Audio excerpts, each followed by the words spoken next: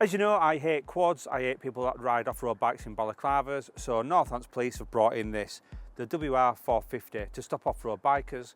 If you want to know more, watch the video now.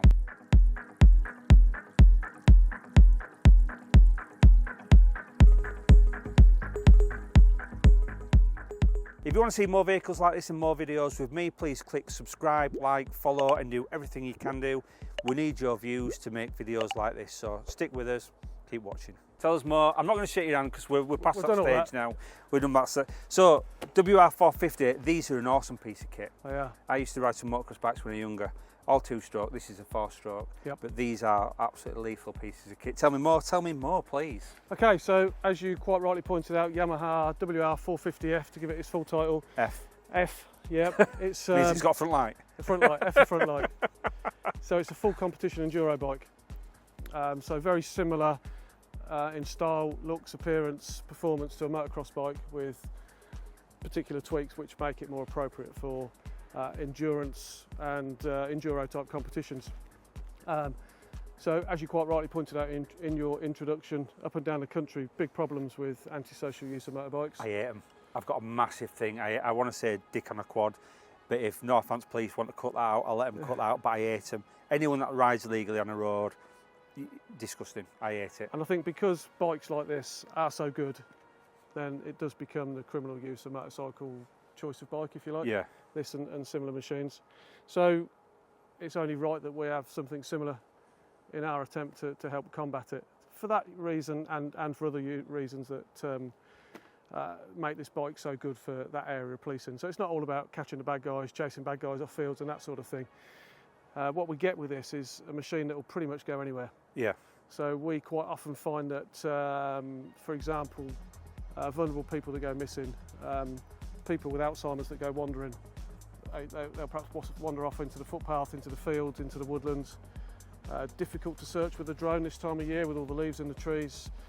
Very intensive in terms of putting staff out on foot trying to search for these people. You can cover so much ground over all terrain on one of these. So one of the main reasons we use these is in terms of looking after vulnerable people. Yeah. So in regards to the bike though, it's not what you call super fast, like what we've just looked at with the BMW.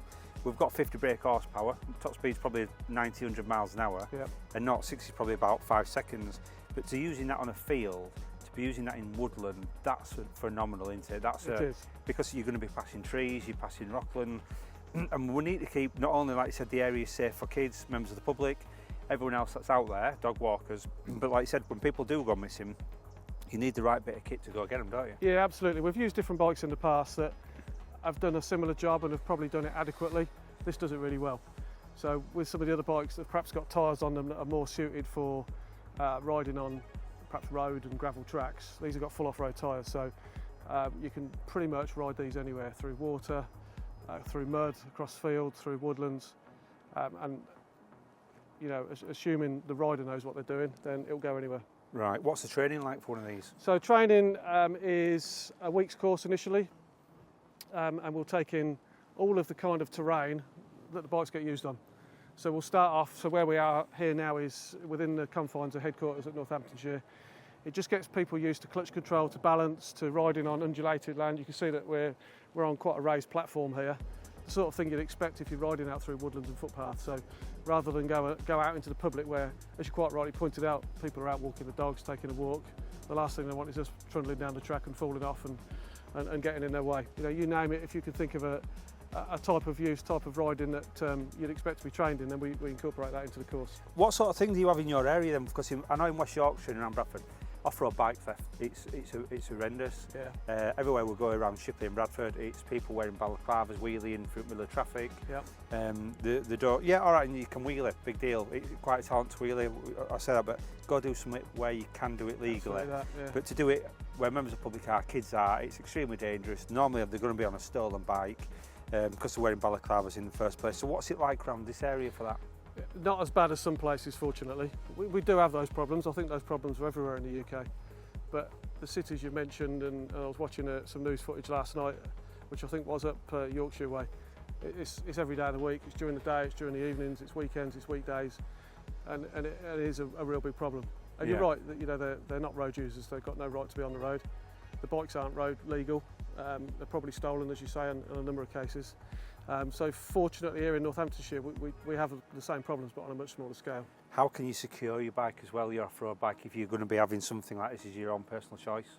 Yeah, so as we know, a lot of people have their bikes stolen from the garages because they get followed home. So perhaps legitimate users that have been using them at a motocross track, they'll load them into a van and they'll find out afterwards, after the bike's been stolen, they've been followed home from the track. So it's taking steps like that. So probably don't advertise the fact your bike's in your van.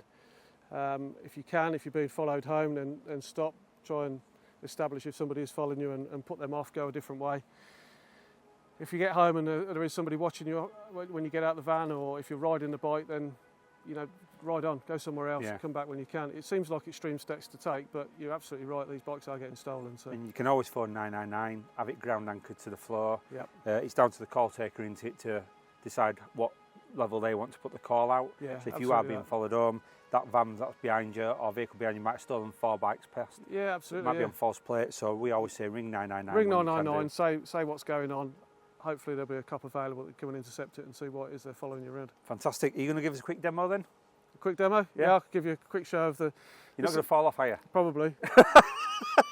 So, unlike the road bikes, off-road riding, it does come with certain risks. You're on unstable ground, we're on gravel, we're on mud, and we do fall off these bikes, which is why we don't wear our best kit. We have got our... Just in case you do. Some clever editing, hopefully, which is why you see there's some straps on here. So that's on back, and there's one up front as well. Yeah, just to make it easier, rather than pulling plastic panels off the bike. Yeah. If it does go down, or sometimes it's just as simple as the stand will sink into the mud and the bike will just fall over. We can just grab it and stand it up. So you talked earlier about, it's not particularly powerful, but it's a bike that weighs under 120 kilos. Yeah. So when you put the way that 50 horsepower is harnessed, the way it's released through the bike, through the gearing, the power to weight ratio is pretty high. Very torquey, very torquey. Real good performance. Right, I'm going to do a finger click and get you riding. Is that all right? Finger click.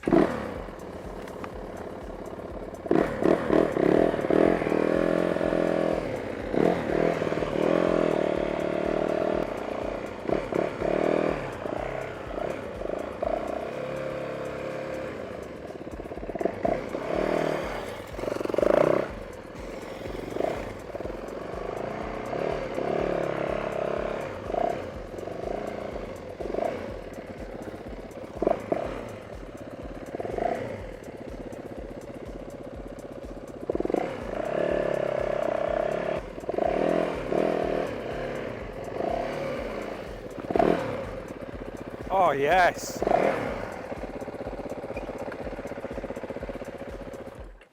Very smart, mate. So if you are in Northamptonshire, on quads, wearing balaclavas, on stolen motorbikes, these bad boys are going to come and get you. Please don't do it. Stay safe on the road. Like and subscribe, and we'll see you next time for some more videos. See you then.